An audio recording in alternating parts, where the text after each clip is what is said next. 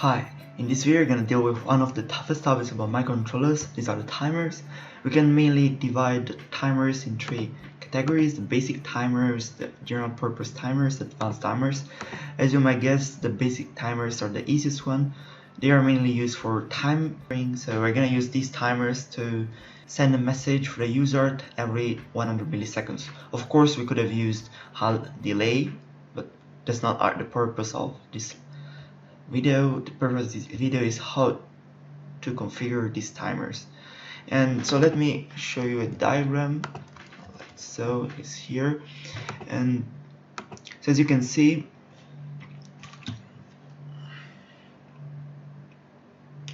we have here a count register that is a 16-bit register. Whenever this register reaches the value stored here in the auto reload register, it will send an interrupt. You're gonna enable the interrupt, and the value that is stored, that is counting here is holding a value, will be cleared. So we'll go up to a value and then we'll start from scratch from 0.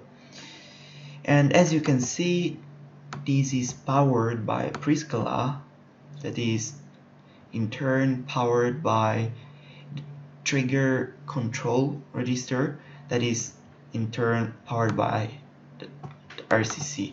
As you know, the RCC is one that powers the clock of all the clocks of microcontrollers, and the clock we supply here will come here and will be divided in some Priscilla that we can configure to slow down the clock. So in this way we can decide what is the frequency, up to which value it should count, and how quickly it should count. So in a nutshell, this is a diagram that explains what a basic timer does. So it just counts, and it reaches a threshold, a value we can configure, then it will go back to 0. As I said here, it will go back to 0, cleared by the auto reload register when the threshold is reached, and then it will start from 0 again, reaches the value, and then so we're gonna get an interrupt when the value reaches here, this point, but we want to have an interrupt when it reaches here, when it reaches the value. So as you will see later in the code, we're gonna head to add a -1, so that instead of getting the interrupt here, we're gonna then having the interrupt here. I'm gonna explain it later. So just for your reference, make sure you had here, so in the timers, scroll through the timers, you need to have the timer 6 enabled. So just click on activate and then generate the code, so you already know the rest of the process. So I already coded all the necessary code. Let me go through the code and explain in detail what I did. So as you know, we're gonna initialize the library. This is required, and we're gonna initialize the peripherals. So last time was usart2init. We also need usart2init. So let me show you. So usart2init is basically the same code we coded last time. So it's just using usart2 default one, and txrx. I could have used just rx, but let's go for it. And the timer 6 init. So let me explain this in better detail. So as you know, we always have an instance. Also in this case we have an instance. As you might guess, in this case is usart2.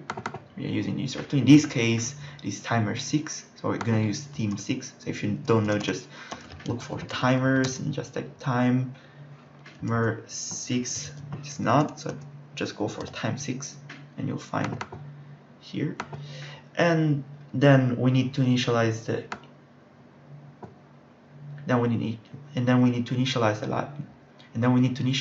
structure.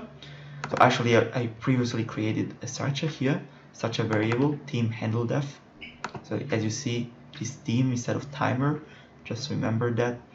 And as you know, as you see, so let me go to this thing here.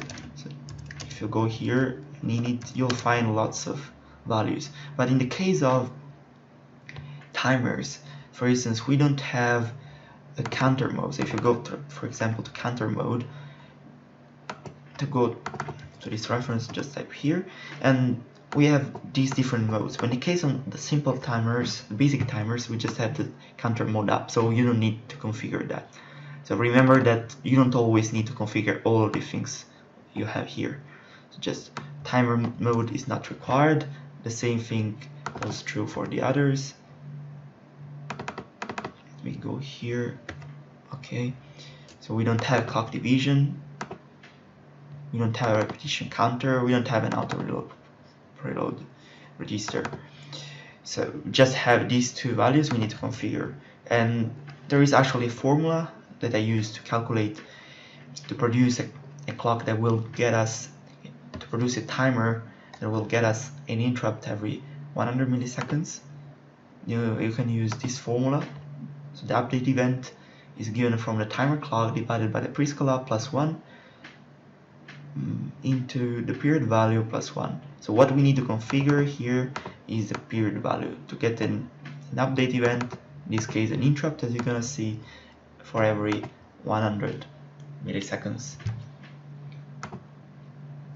So we are using the same old-fashioned way to initialize the peripheral timer, so halt time base init. So it's not just halt time init, it's base init, because we're initializing the basic timer. This is the reason why we have base here. Then we're checking if it's true. Otherwise, we're gonna go into our error handler, and this is basically our timer 6 init function. Pretty easy.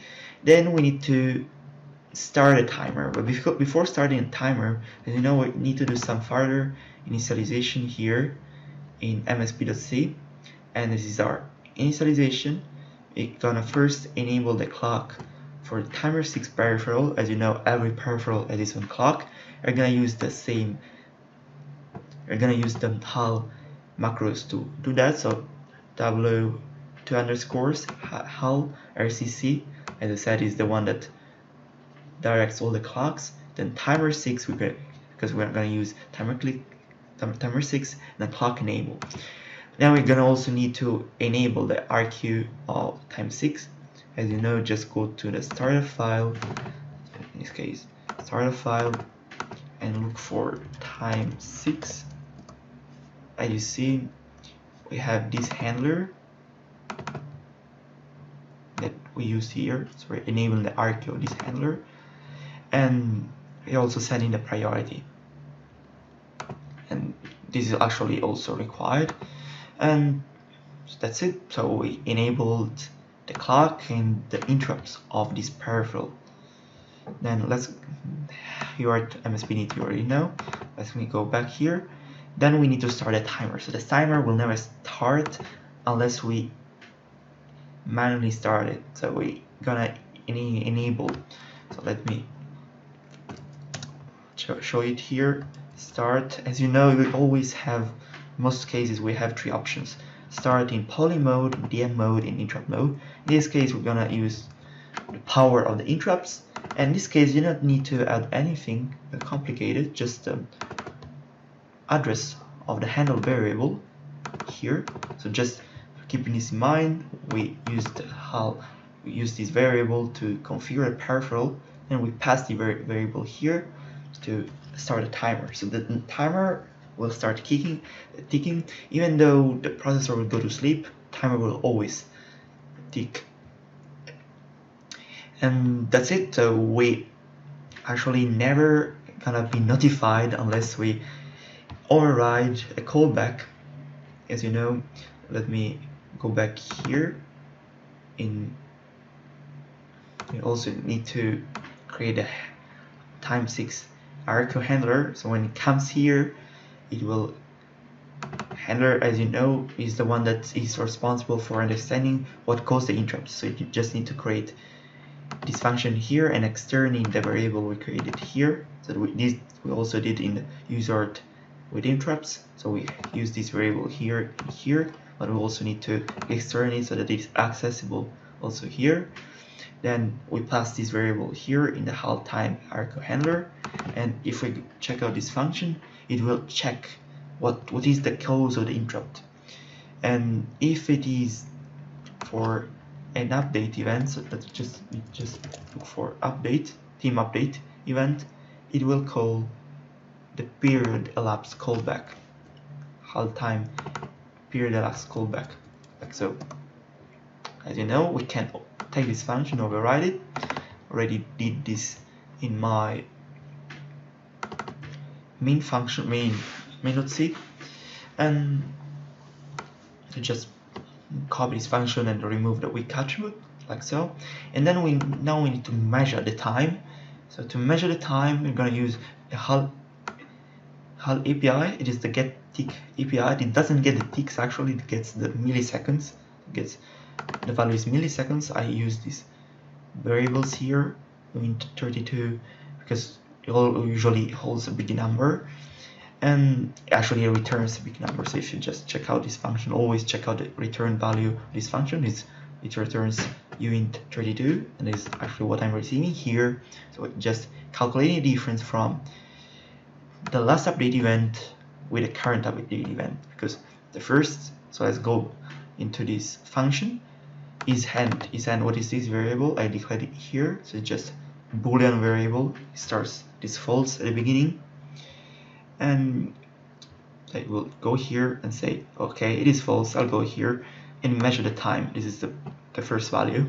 Then I'll put the isEnd equals to true. So at the next update event, it will come here and say, isEnd is true. So let me go inside here, and in the end I'll write isEnd to false, so that it will basically, once it goes here, and the other time, the next time it will go here. And so here we have the two values. We have the first value and the second value we're calculating right now. We calculate the difference, then we use printf to put this data in the buffer. This is our data buffer that is defined. I think I defined it down here. Yeah, this data buffer here. And I also create another buffer to just to give some empty lines so that it's understandable. And so here we just send the data from the usart. I'm first sending the data here, this number, so it will print a number here, and then it will just print the space so that we also have some space. That's it. So let me check out this code in Teratom. Let me first compile the code. The code compiled successfully. Now let me flash the code, target, program the chip. Let me check if it's working. Go to Teratom, click the reset button, and as you can see, we are getting the right delay. This is 100 milliseconds. As we printed here, we're getting the difference from the last value and the next value. So this means that this function is called every 100 milliseconds. So this means that the timer gets updated every 100 milliseconds. So that's the way you configure the timers.